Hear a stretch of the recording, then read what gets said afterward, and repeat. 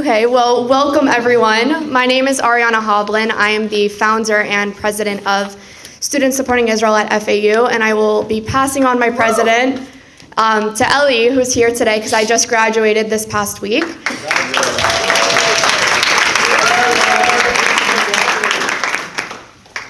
Stand up. Oh, yeah.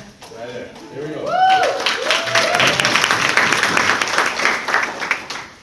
And aside from being a founder and president of SSI, I got to work as an intern with them as well, which gave me a lot of insights into this world and what we can do as students on these campuses. And on behalf of FAU SSI, we are very, very honored and thankful for having all of you guys here today and being a host and having you guys with us. And with that, I would like to welcome you all to this conference and to our amazing university. The beach is only 1.5 miles away, in case you didn't know.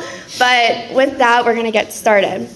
So this year has been a really difficult time for the Jewish people. As we watched the war in Israel unfold and global levels of anti-Semitism rise, it was not easy to really pick a theme for this conference. After some thought, the national SSI leadership decided to pick the theme, Midor Lador, from generation to generation. The importance of passing on principles from generation to generation is a central theme in Jewish tradition. If we want to be active for a cause, we need to understand why this cause is important to us, to learn our values, history, and to truly understand what we are fighting for, Israel, Zionism, the Jewish people. We need to look at these generations before us. To make sure we have something to dedicate our fight to, we need to look into the future. By choosing this topic, we like to highlight the connection current students who advocate on behalf of Israel and the Jewish people have to previous and future generations.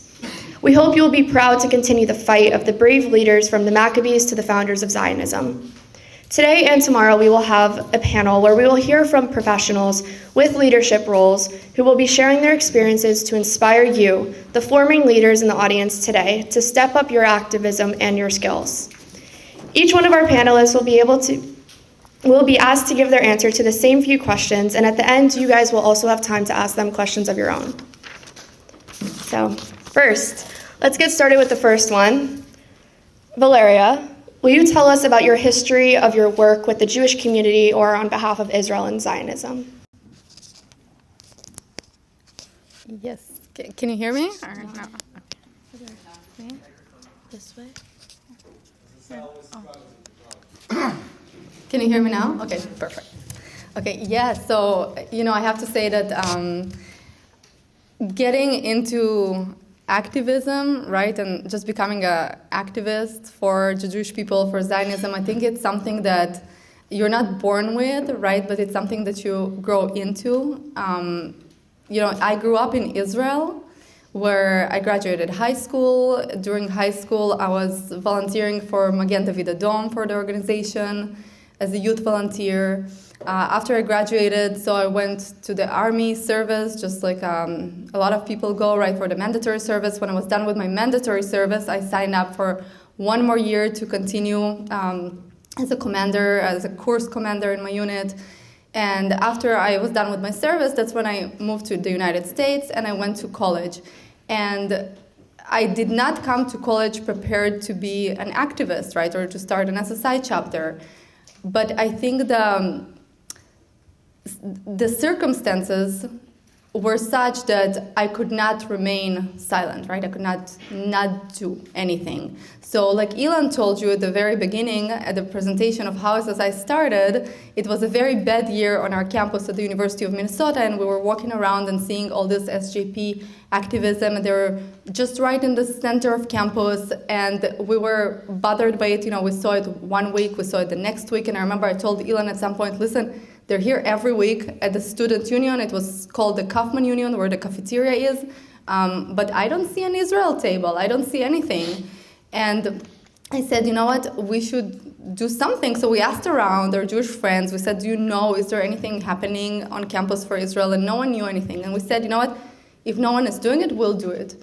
And then the rest is history, right? Like what Ilan said, we saw the big event, the Apartheid Week, and the BDS event, where we decided to go to this event with the Israeli flags, and stepped in, and the next day registered Students Supporting Israel.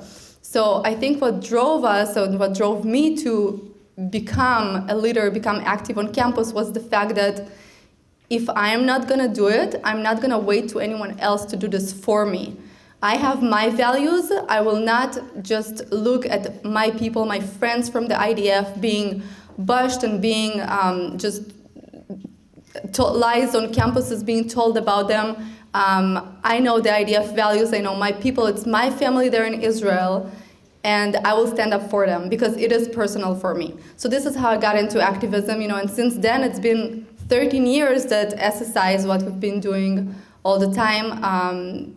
So happy to see this movement grow. So thank you.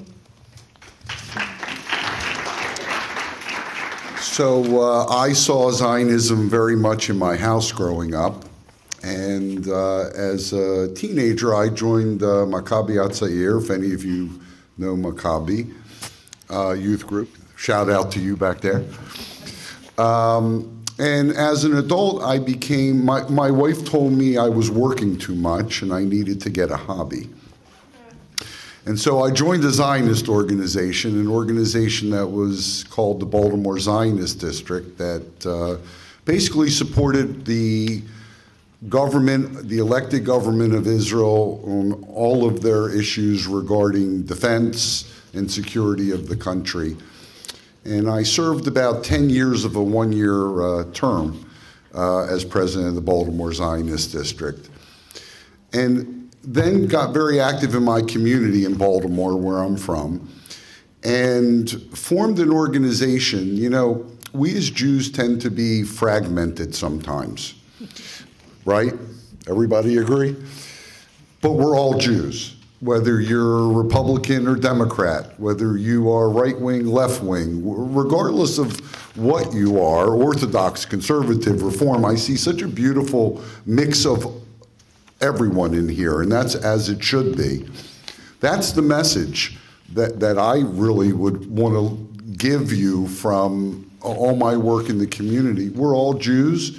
We all must stick together, and this horrible, horrible October 7th issue, it's horrible that something like that had to bring us all together, but I do think we're all together, and together we can't be defeated. So I'm just really honored to be here, and looking out at this audience really just warms my heart.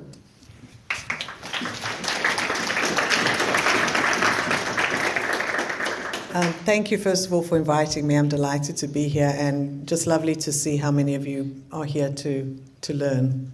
So your question was the history of my advocacy and Zionist journey. So it's got to go back a little bit. I was born and grew up in South Africa, if you're wondering what the accent is. I was the first generation children of immigrants. My mother lived through the Second World War in London, and my father fled Lithuania in 1936. His father had left in 1929 because of Polish anti-Semitism, because Lithuania was part of Poland at that point. The rest of the family were all murdered in the Holocaust. So that was my upbringing. I learned from a very young age, through my own dawning and I guess everything around me, that unless Jews look after one another, no one will. So I inherently understood the notion of Jewish peoplehood. It's deeply ingrained in me. I also grew up in very much as a diaspora Jew and a minority. I was a minority within a minority. The South African Jewish community is very Zionist, and it also has a strong sense of Yiddishkeit. I guess that's a function of my age, because I don't know that resonates with anyone beyond a certain age. I was a Zionist, but I never believed that all Jews needed to move to Israel. So at times I felt a bit alienated from some of the Zionist youth movements that I tried to participate in, like Chabonim. And I also went through phases where I felt a little alienated from Israel. The Lebanon War, which was well before your time, was a tough time. But while my support waxed and waned, it never really went away. And I think it's important to understand that some people have different relationships to Israel at different times in their lives and different phases. And it's okay, in my view. as long as one doesn't work against Israel and the Jewish people. I moved to the United States and I sort of fell into professional Jewish work. I never imagined I'd be a professional Jew, is what they call us apparently. What really happened is I started volunteering with the Jewish Federation, and when I took a break, I worked from work when I've had my first child. I started working part-time at the Federation, and then I was full-time at the Federation as a program director and then the executive director of the Jewish Federation of Springfield, Illinois.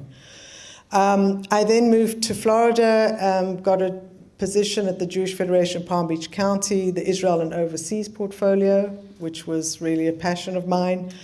Then I became vice president of the Jewish Community Relations Council, and I'm now a different title, Ilan, Executive Director of Community Affairs. In this capacity, I oversee the Jewish Community Relations Council, JCRC, and our newly created Palm Beach Center to Combat Anti-Semitism and Hatred, which I'll talk more about later. But I've been now in the Federation system for 19 years. And my role in JCRC is, mostly advocating for Israel and fighting anti-Semitism by building relationships with the non-Jewish community and advocacy with legislators. That's my journey. Thank you very much. So now we're going to start with Brian. I want you to share what one or some of your proudest moments in your activism journey and why they were so special. So, wow, that's a good question. I remember as a very young child, maybe 8 or 9 years old, it was the Yom Kippur War. And, Israel's existence was very much threatened. We all felt it. We all did what we could. And I remember, at that time, America, after the war ended, was very much pressuring Israel in all sorts of different ways to give back land and to do this and to do that. And this is it's something I don't even know my daughter or I've ever talked about. But I remember with my mother going to the White House to protest, handcuffing ourselves to the White House fence, and telling them don't force Israel to give back 1 inch. And literally hundreds or thousands, it may have been, of us were all locked up. I'm a 10-year-old with my mother, arrested at a tender age.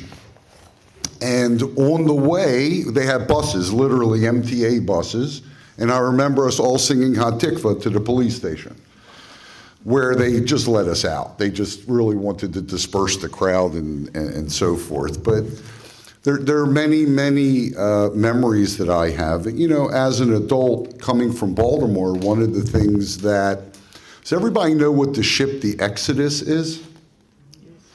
Okay. It's called the ship that launched a nation. And if you don't know what the Exodus ship is, you should.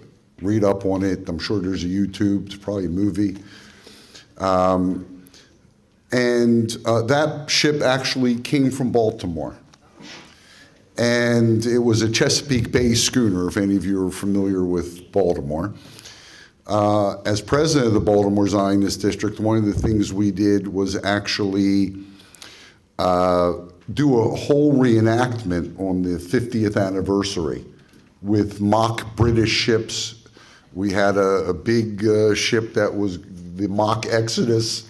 So that was a beautiful thing to really, the goal was to bring the entire Jewish and non-Jewish community to understand this story, because it's a very, very powerful story and it originated in Baltimore. I had the privilege also of bringing Prime Minister Olmert, he was then mayor of Jerusalem, to Baltimore to meet our governor and our mayor, who they became very good friends. And, Baltimore, if you don't know, has a serious crime problem. Serious, like not just 1 or 2 people. It's really bad place in places, beautiful in other places. And, you know, there had been a suicide bombing in Jerusalem during his visit. And I had taken Mayor Olmert at the time through Baltimore and through the various neighborhoods. And the mayor of Baltimore said, Mayor O'Malley said to the mayor of Jerusalem, you know, I'm so sorry to hear what happens in your city. And Mayor Olmert said, I understand from my sources, my city is just as safe as your city. So very challenging. Now, one of the things I also, I guess maybe I'm also very proud of, and sad that I have to even be proud of such a thing. In the early 2000s, there were massive bombings in Israel, terrorist events almost daily. It's during a period where there was even a massacre during a Seder, a Passover Seder in Netanya. I think it was in Netanya. In any case, we held, and you talk about activism, and so this is activism, really something to think about. The newspapers, the media, we know they're not generally pro-Israel and sometimes not even accurate in their reporting. And so we wanted to tell a different story. They would put on the news, 5 killed today in Israel. 2 of them were the terrorists. Okay, so it was a really, you know, I wanted to bring a face to these people, young, old, like you see here, okay? And what we did is we created a vigil. And this vigil, a couple important parts to this vigil. We had it in a very, very prominent place.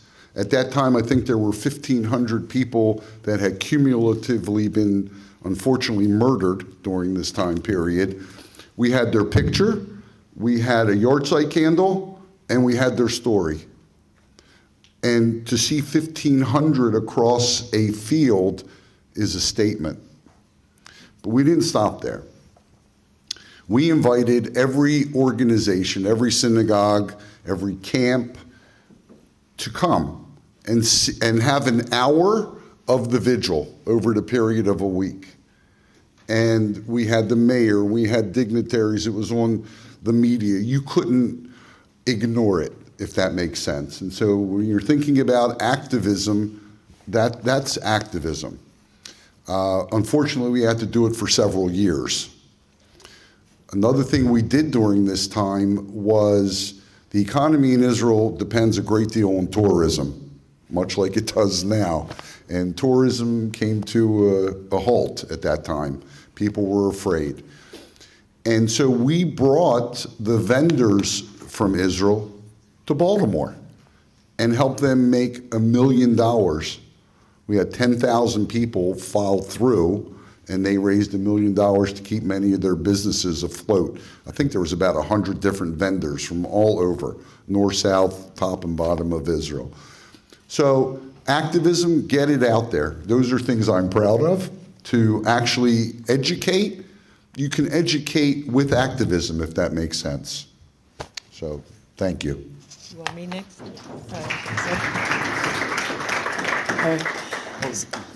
It's all right? Okay.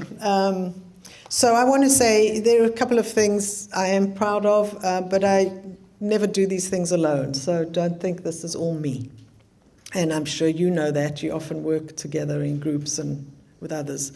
So I guess one of them is, I'm thinking more recently, I played a fairly major role in helping get legislation through Florida House and Senate, as House Bill 269, which is a sort of a landmark piece of legislation that we in Palm Beach, we're in Palm Beach County, have had incidences of anti-Semitism of all sorts, but particularly these flyers that have been thrown on gardens, these very anti-Semitic from the Goyim Defense League, projections of swastikas and other stuff on buildings. We had that as well. And it's a piece of legislation that came through a lot of advocacy and working closely with legal experts to get this passed, which makes these sort of acts move from a I don't know, sort of nuisance thing to a third-degree felony. So it's a significant piece of legislation, and they're starting to enforce it. But that's something that other states do not have. Also working a lot together on our own, and also with American Jewish Committee, to get a lot of local municipalities to adopt the IRA definition of anti-Semitism, which I assume you all know what that is. Which is very important. It sends a message to the community, it educates them, and it also helps educate police force about what actually is anti-Semitism. I also lead a task force with the Palm Beach County School District to focus on making sure that Holocaust education is the best it can be, as well as combating anti-Semitism in schools. And my point being here is that the role of my job, which is about building relationships, is these sort of acts come by building relationships with people in the community that matter and that can have an influence, whether they're legislators, whether they are leaders of school districts. We have the 4th largest school district in the country. In local governments, it's so important to have connections with legislators, really, as you move through your career as advocates and defenders of Israel, or whatever you choose to defend. You must make relationships with leaders in your community and with legislators. I'm actually very proud of this. It sort of was a leading program that has been presented nationally. After 2018, Charlottesville, and the sort of obvious spike in anti-Semitism, although I've been talking about it for 20 years, we created 2 programs that were really forward-looking and before their time. One is called Anti-Semitism Today, which looks at the nature of anti-Semitism through the IRA definition. The other is called Decoding the Narrative, where we take a very deep dive into the anti-Israel rhetoric, which everyone now is aware of now. But it was there before everyone became aware of it, and I'm very proud that we've presented it to thousands of people, Jewish and non-Jewish. And then one that I just want to say is not a Jewish one, but I've asked for some examples, and I think this is one that can give you a sense of how my Judaism came to play in it. So I was on a civil rights mission to Alabama and Georgia, and I went to the Equal Justice Initiative Museum and Memorial.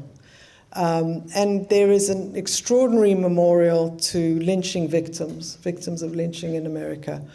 And when I was there, I saw that there were 2 lynchings had taken place in Palm Beach County. And the goal there is that they have a duplicate of a memorial that they want each county. So each county, there's a sort of memorial, a metal curtain with the names of the county and then all the names of the victims. And in some counties, it was way too many names. And I saw this and I said, Palm Beach has to own theirs. For me, it was just an imperative. This was something that needed to be exposed. It needed to be brought back. I felt that Jews, have a primacy on memory, and not just to honor the dead, but to teach future generations and others. And from my work, I brought it. I'm in the process of working on bringing it back, but it had to go through the county. So I came to the county, and I made a case for it, and they have agreed. And it's a long process, long story. But my point being, if you're so moved to do something that is, arises from your Jewish soul, you can do things. For me, what's special about them is I think they have all of these examples have real world impact. I feel like I'm doing something significant that makes a difference, and that's really what I'm trying to do in this world.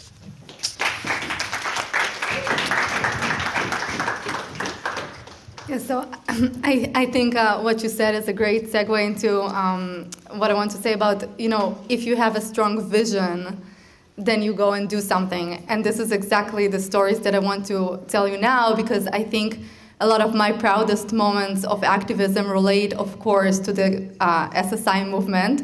So here for you a few examples, just stories, anecdotes about SSI. Well, first of all, I want to say that when we were just starting, right, the first chapter, it was a very hard work at the University of Minnesota campus. And then, like Naor told you, at some point, after about 2 years of activism locally, we said, well, this has to replicate. Like, we have to build a strong student movement, and we started to building these chapters.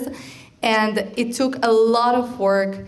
And Students Supporting Israel, I am very proud to say that this is the only organization that really was built by students, very organically, in grassroots. The word grassroots is in our mission statement. It was built from the ground just by students, and look at where we are now. So this is amazing.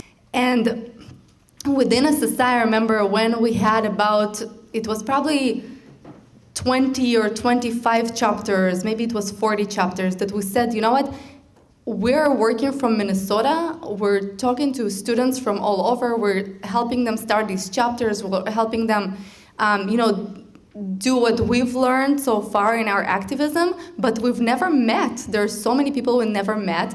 And that's where we had this vision of, okay, our organization needs to have a national conference. So if in 2012 we registered the first group in Minnesota, our first national conference took place in 2015 in Minnesota. And I have to tell you, it was something that it was a dream. We said we want to meet all these activists. Now, mind you, we do not have any experience in event planning, right? We're not conference organizers, but we said we want to do a conference. What do we know we need? We need probably a hotel, probably a space for meeting. We probably need a few speakers, food. Okay, and then we started working on that. And when the first conference happened, I have to tell you, it was so beautiful. It was just so emotional to see that we did not know who is going to come, right? Who's going to fly in. We were not sure, are people actually going to come? Because it's not, SSI is just this new organization. We're a student group. We're not a well-known, established organization, and we're throwing our first conference. Are people actually going to come? And they were, and people signed up, and students came, and we had a beautiful gathering. It was so inspiring. So I have to tell you that building this skill, and just everything leading to the first conference event was something I'm so proud of. And then from the first one, we learned a lot, right? So since then, this is conference number 7. But just from vision to execution, it was amazing. And then one last example that I want to share is, I don't know how many of you in the room heard about the SSI VEN campaign. Have you heard about it? Just raise your hand. Okay, so you definitely need to know about this. Let me tell you, for those who haven't heard about it, and Ilan just walked in the room, there's a lot of stories. But basically, the VEN campaign, just a quick explanation, what it is that SSI national team takes a van, we literally rent a van, we pack it up with banners, with the camera, and we just do a road trip between few campuses. We just pick a spot on the map. So we had a few of these. We had one on the East Coast between Ivy Leagues. We had one on the West Coast. We had one in the Midwest, here in Florida. Basically, every time, the SSI national team, we have some people also that join us that were SSI activists, maybe an alums. They have free time to come join us. And we just go and we put the signs that talk about like a more difficult topics, I would say. So, for example, we have posters that talk about the salaries of the Palestinian Authority that they pay to terrorists. Or we're talking about the Taylor's Force Act. For those of you who don't know that, we can go about it, talk about it later. But basically, we're just setting up a table, discussing issues that are actually fairly difficult. And I just want to tell you about how this campaign came to be. This campaign, it's been... it was covered by news. We had an Israeli reporter join us on one of these campaigns. So it's a really flagship campaign, if you will, for SSI, for grassroots activism. And here's the story of how it happened. So me and Ilan were sitting in the office, and I said, listen, we really need to do something that's very grassrootsy. Because we have a lot of campuses, these are topics that sometimes students feel somewhat uncomfortable talking about, but they should be on campus. People need to be exposed to them. Let's just do it. And plus, we don't have presence on some college campuses, but we want to send the message there. So let's just go there. You know, some students, some colleges, they have public streets next to them. We can go there. And I was just thinking about different things. Saw a video on YouTube of this guy who wants to raise awareness to extinctions of bees, honeybees. And he was driving with a van around the country with just beehives. And I was like, that's what we're doing. You know, we're just taking a van and we're driving around the country. And from just the idea in this YouTube video, 2 weeks later, Elon was on the road in a van. And The best part, but she came up with the idea, and 2 weeks later, I was. yeah. For like a week and a half, like no, moving from one to the other. Yeah, so that happens a lot, you know, when there's an idea and Elon just he hits the road. But basically, what I want to, you know, the proud moment here is that we thought of something, we wanted to do it, we did it. You know, we did not have any experience, we're not marketing people, we did not have any experience, for example, running conferences, but we really wanted to do it. We just went, learned about it, saw the vision in front of our eyes, and we did this. And these two things, I mean, the conferences, you know, still ongoing, the event campaign, still something that's happening. So just something for you to take away, you know, if you really want to do something, if you have an idea in mind for a campaign, for you know, an event, just go ahead and do it. You know, it will succeed, it will be fine. Even if not a lot of people will come to the first event, then you will have more coming to the next. And it happened to us so many times, but just go ahead and do it. So that's the bottom line. Thank you, guys. So, especially with what's going on in the world right now and in Israel, I'm sure every single student in this room has had a challenge that they've had to face, and hopefully they overcame it or they're looking to overcome it. But starting with Josephine, I want to hear a challenge you guys may have had, and with that challenge, how did you overcome that? So I'm going to answer it a little differently, not most directly. The most challenging thing is the nature of the work. Advocating for Israel and fighting anti-Semitism is hard and exhausting, and you know this, right? It's tough and it's unrelenting, and we know we're never going to be done. But I continue because it's my passion and because we cannot throw up our hands, as simple as that. It's simply too important. I care about truth and facts and what is right and what is wrong. So there's not always the successes we just talked about, obviously. But JCRC, as I said, is about building relationships with the non-Jewish community. And you are there for them. And then when something happens and they're not necessarily there for you. And that, I think, is probably the biggest challenge. It's discouraging. But then I think about all the people who have shown support. And sometimes it's a different group than you imagined. And I'm encouraged by that. And I need to remind myself of my own advice, but we must avoid the mistake of only focusing on the negative and remember the good and remember those who do stand with us. And focus our energies on those we can influence and remember that the haters are a minority. How have I handled it? I have to admit I probably swear more than I should. I beat a pickleball to death when I can because I need that physical release. But I know it matters. It's meaningful work that matters to me. But there isn't a simple answer. It's not easy work. And honestly, I don't need to tell you that. Yep.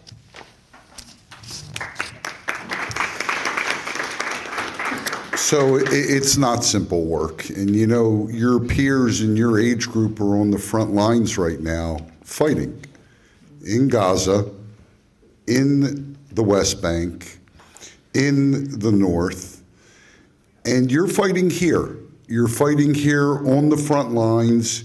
Your mission is critical, and you know that, and that's why you're here. And it's not a mission you should shy away from. It's a mission, as Menachem Begin said, you know, we're not Jews, we're not weak-kneed Jews. We're a proud, strong people. And, you know, it's on your shoulders. It's on your shoulders to carry this forward. The truth is, you know, you must look on your campuses for friends, because they are there. There are many organizations, not necessarily Jewish organizations, that are there and want to participate if you step up. If you step up, they'll come. If you don't step up, they're not going to initiate. So it's on you. You know, they say, we're going to come up on Passover, we say, Midor Lador, it says Lador Lador, Omdim Aleinu. They rise up against us, right? And it's happened in every generation, unfortunately. And this is your time to shine. Stand up, be proud. You're being empowered by a wonderful organization, SSI. You're getting the tools, and you stand up and your friends will follow. Many of them will step up behind you. You're right, many of them won't step up that you thought would step up and should step up. But you have to lead. You lead, many will follow, and I think you'll be pleasantly surprised.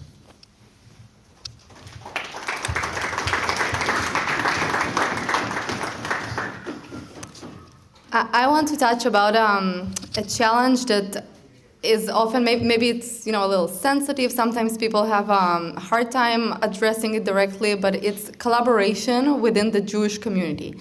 And I think especially in times like now, it's very important to be united, right? To stand together.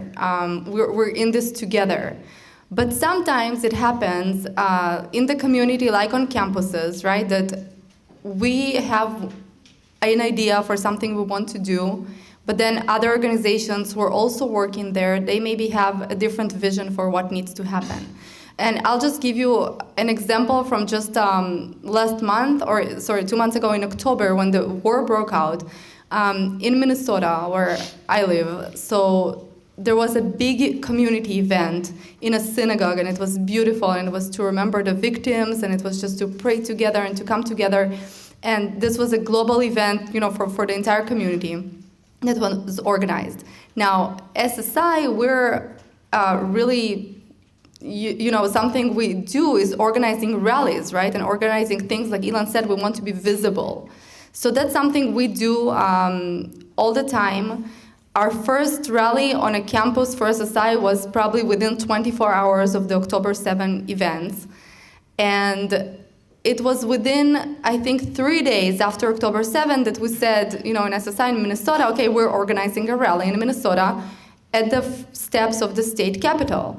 And then I got some calls, right, from people saying, well, why do you do this? On campuses, right, you can sometimes hear from other organizations, well, why do you want to do, this table when there's this other event happening that week? Or why do you want to do this instead of the event we're doing?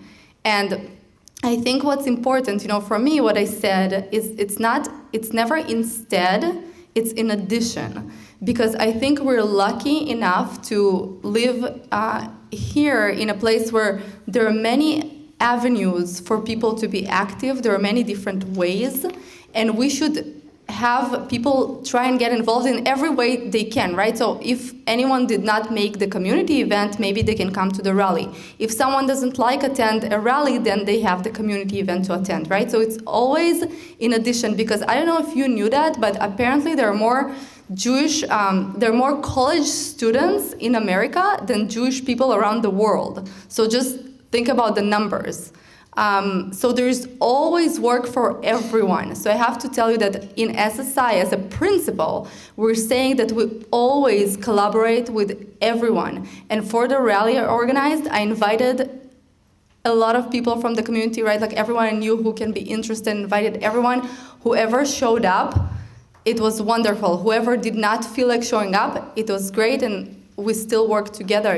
We always have this partnership. You said, for JCRC, so actually JCRC, this organization present across the country, and in Minnesota, I'm on the board of the JCRC organization, and it's so important to build these relationships, because if collaboration will not happen today, it may happen tomorrow. And if something, doesn't work, then it's fine, but never never burned bridges. We're still one community, so that's very important. I think sometimes it's a challenge, but it's never that much of a challenge. It's very easy to work around it.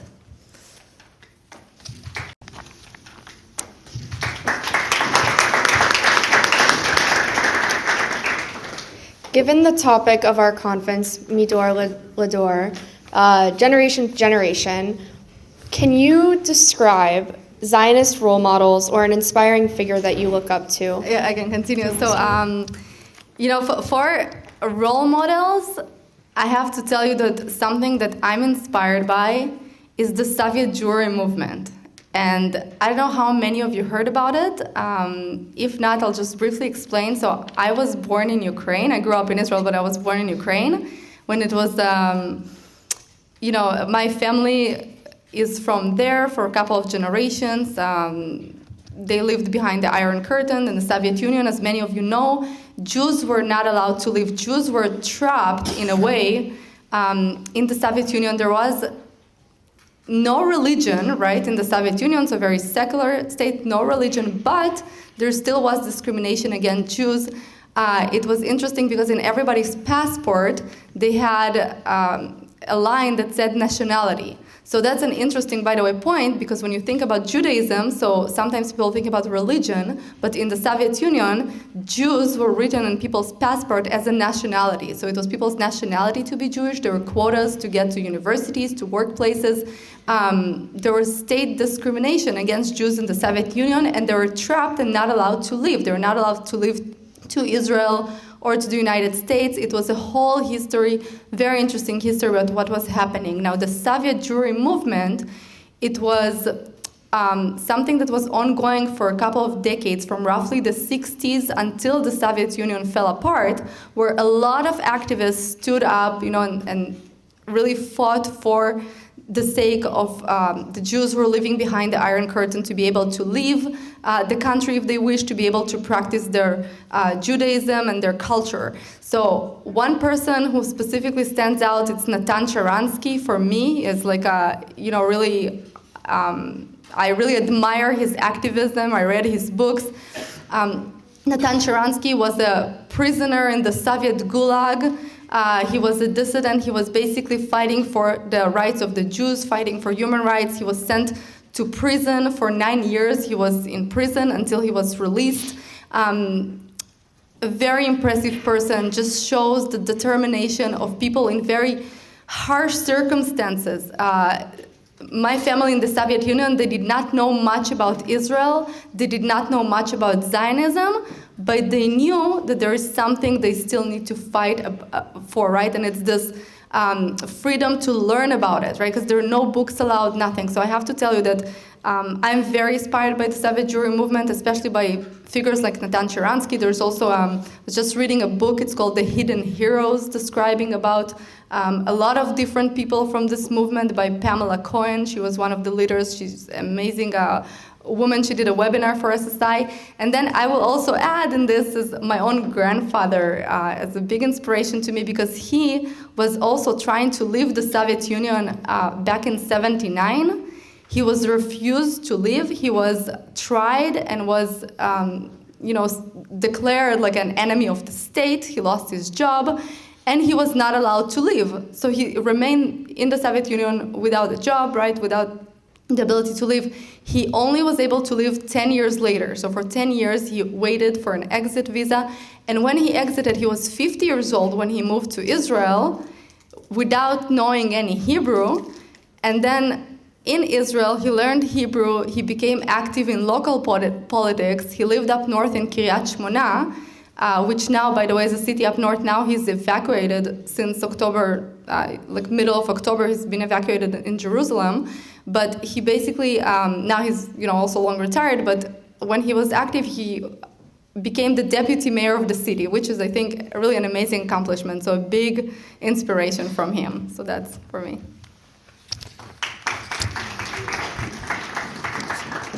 So, a lot of the role models that I guess I would go back to would be Menachem Begin, Jabotinsky, if we're going way back.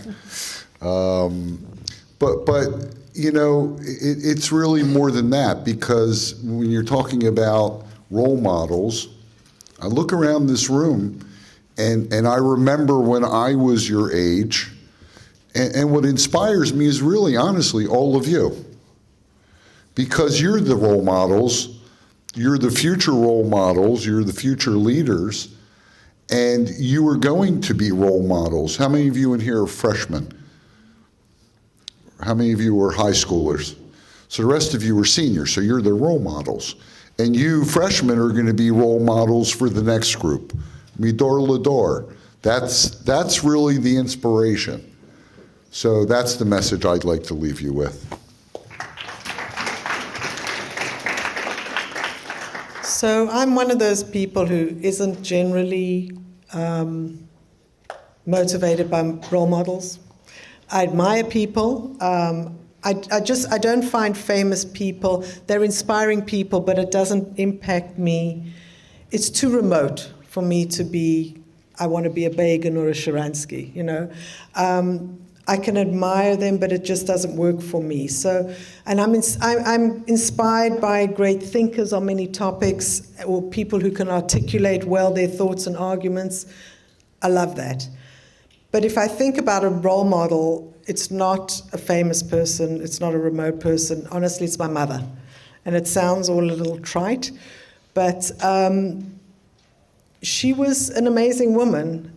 She passed away just before a little after October 7th, probably just as well. But she was somebody who quietly stood up for what was right. She had courage and bravery in apartheid South Africa to intervene and to be vocal and to do and to act. And it wasn't insignificant. There were times she belonged to an organization called the Black Sash, which was a women's organization that was protesting some of the changes in the Constitution that took even more rights away from Africans. And they used to be able to protest, and then the laws changed and they couldn't protest publicly. And so it got whittled away to eventually anyone that was standing in a group more than one person was considered a crowd. And then you could be one woman, and you couldn't speak. But she would stand on a street corner in silence, wearing a black sash and a sign, harassed by police. I remember her, one day the security police were trying to take a person off the street, and she just stopped traffic and yelled and said, So that was my mother. That to me was a far more impactful thing, because I saw somebody who actually did something and who actually acted out her beliefs. And it was the home I grew up in, classic liberal democratic values, books, conversations, passion about issues, not a religious home, but that one was deeply Jewish and very proud to be Jewish and proud supporters of Israel. So as you're starting to gather, our history defines me, and I'm very much informed and a product of our history.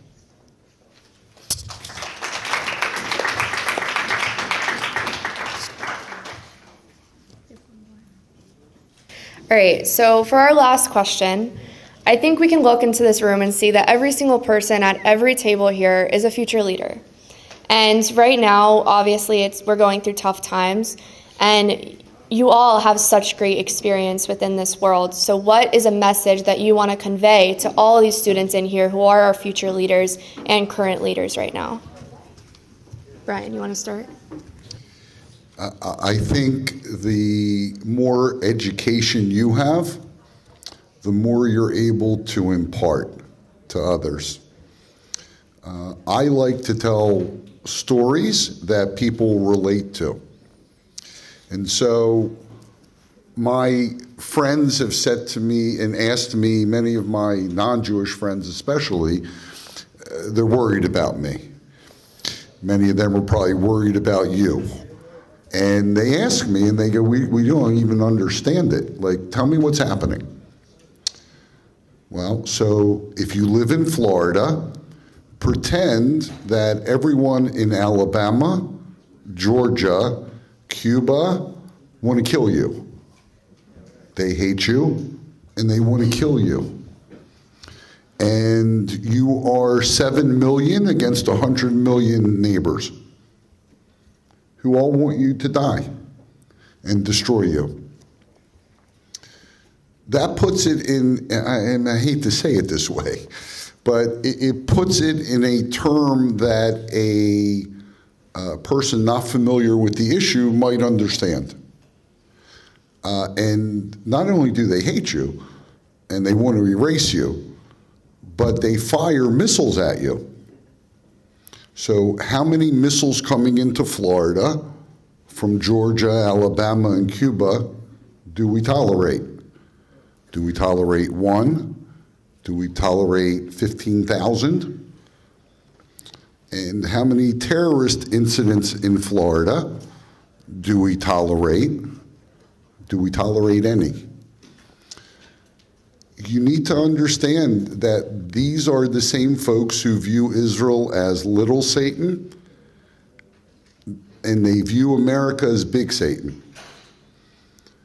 And we know during 9/11, there's video of them dancing in the street and giving out candy, and it was a very festive and joyous occasion.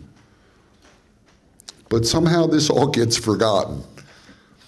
And so, as leaders and activists, you must educate yourself. You must educate others on the truth, because the truth has been horribly distorted. Horribly distorted. So you have to know the answer. When I say to my friends, I believe the Palestinians deserve the entire country of Israel, the entire country of Jordan, the entire Gaza Strip, they look at me and go, have you lost your mind? So some homework for all of you, since we're in a college setting. Look up who are the Palestinians, the real Palestinians, and where did the name come from? Again, you must educate yourself and relate to others with stories that they can relate to. Because for many, this is a foreign land somewhere far away, and they don't understand the issue even. The other challenge is, the mask has come off. We knew the mask was on, that anti-Zionism is often anti-Semitism. It's not often anymore. The mask is off, and we need to confront that as well. So I hope that gives you a couple tidbits, and tomorrow I'll be here. I want to know what the answer is.